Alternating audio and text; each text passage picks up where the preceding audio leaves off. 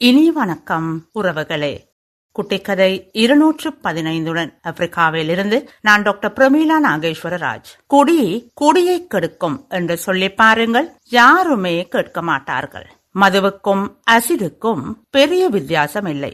மெத்தல் alcohol என்பது toilet கழுவும் acid. Ethal alcohol என்பது போதைக்காக கலக்கும் ரசாயனம். இவை அண்ணன் தம்பி போல. இவற்றிற்கு ஒரே சுவை, ஒரே வாசனை. பாலா என்பவர் பாருக்கு வந்து 3 மது போத்தலை வாங்கி குடித்து கடும் போதையில் இருந்தார். 3 போத்தல் வீதம் குடித்து சீரழியும் இவர் வெயிட்டரிடம், நாங்கள் 3 உடன்பிறப்புகள், ஒன்றாகவே மது அருந்துவது வழமை.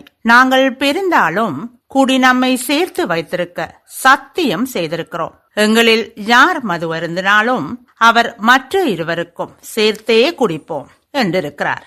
அவரை ஆச்சரியமாக பார்த்தார் வெயிட்டர். சிறிது காலத்திற்கு பிறகு ஒரு நாள் 2 போத்தல் வாங்கிய அவரிடம் வெயிட்டர் சென்று, உங்கள் உடன்பிறப்பில் ஒருவர் தவறிவிட்டார் என நினைக்கிறேன் என்றதற்கு, சாச்ச, யாருக்கும் எதுவும் ஆகல.